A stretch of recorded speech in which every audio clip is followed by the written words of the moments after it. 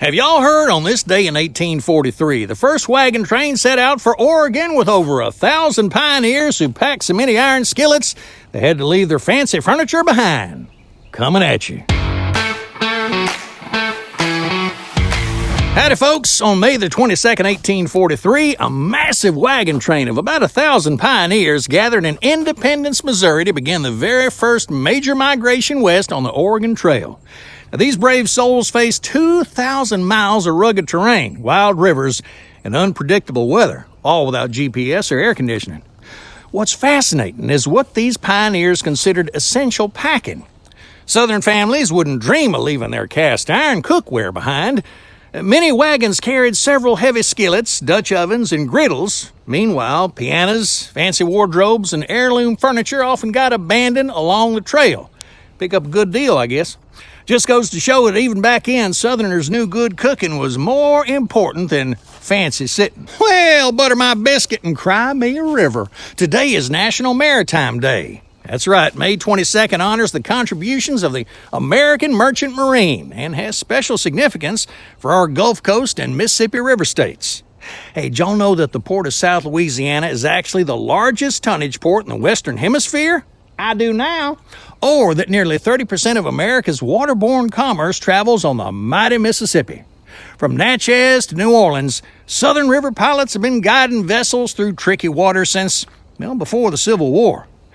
And did y'all know that Mark Twain himself worked as a Mississippi steamboat pilot, which he called the most beautiful profession in the world? So today, tip your hat to those merchant mariners who keep America's goods flowing like sweet molasses on a hot biscuit. And speaking of water vessels, have y'all heard about the time Jesus took a nap during the storm? It happened.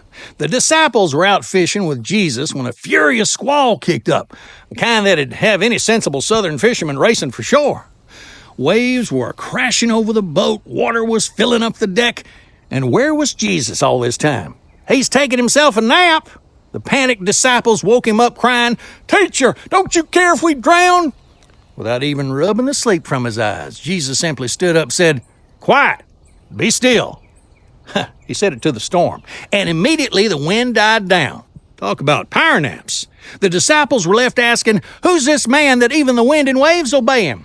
It just goes to show that sometimes the Lord does his best work right after catching some Z's. Hey, y'all heard about the World Championship Moonpie eating contest? Coming up this weekend in Mobile, Alabama. Last year's champion ate 74 moon pies in 10 minutes. That's enough marshmallow to float a small child. The event organizer told reporters, "We'd have to strengthen the tables this year after what happened last time." When asked what happened, he said, "The winner ate so many moon pies, the table collapsed and he rolled all the way to the Gulf of America." They're expecting record crowds this year, and if you go, bring your stretchy pants.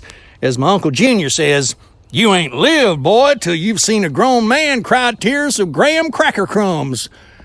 Just don't stand too close to the competitors that marshmallow gets everywhere, and it ain't coming out of your Sunday best. That's all for today's Have Y'all Heard, because now y'all have. Leave a comment if you're smart or smiling or hungry. Until next time, later, taters.